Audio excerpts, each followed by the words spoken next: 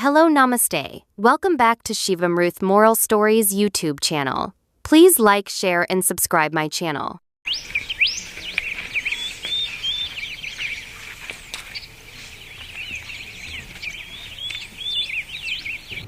మన జీవితాల్లో కూటమి వచ్చినప్పుడు మనకు ఎందుకు అంతలా బాధ కలుగుతుంది? ఎందుకంటే మనం మన ప్రయత్నం చేశాం కాబట్టి. నిజమైన గెలుపు అనేది ఎప్పుడు వస్తుందో తెలుసా? ప్రయత్నం వదిలేసినప్పుడు కాదు, మరింత కృషి చేసినప్పుడు. జీవితంలో ప్రతి ఒక్కరూ ఓసారి ఓడిపోతారు, కానీ గెలుపు మాత్రం ధైర్యంగా నిలబడే వారికి మాత్రమే వస్తుంది.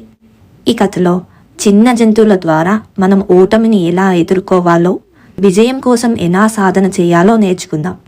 మరెందుకు ఆలస్యం, ఇక స్టోరీలోకి వెళ్దామా?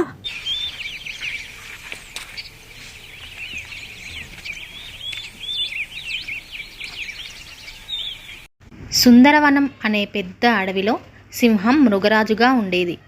ఒక్కసారి సింహం అడవిలోని చిన్న చిన్న జంతువులన్నింటికీ పోటీలు నిర్వహించింది.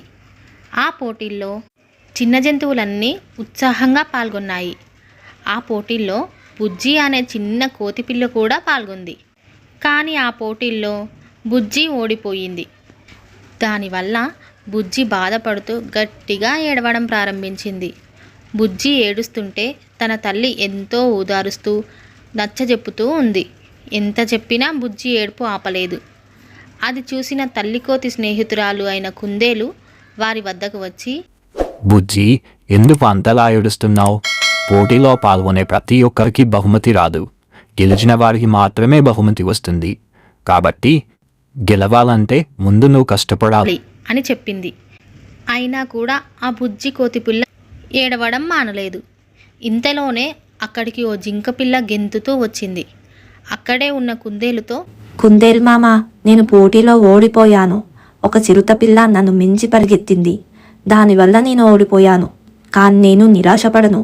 ఇంకాస్త కష్టపడి వచ్చే ఏడాది గెలిచేందుకు ఇప్పటి నుండే సిద్ధమవుతాను అని చెప్పింది. ఆ మాట విని కుందేలు బుజ్జిని చూస్తూ, చూశావా బుజ్జి, జింకపిల్ల ఓడిపోయినా కూడా దుఃఖించడం లేదు. ఇంకా గెలిచేందుకు మళ్ళీ ప్రయత్నించేందుకు సిద్ధమైంది. నువ్వు తనలాగే ధైర్యంగా ఉండాలి. జింకపిల్ల ఈ పోటీ కోసం చాలా రోజుల నుండి సాధన చేసింది, అయినా ఓడిపోయింది. కానీ నువ్వు ఎలాంటి సాధన చేయలేదు. ఇంతలోనే గెంతడంలో బహుమతి గెలిచిన తోడేలు అక్కడికి వచ్చింది.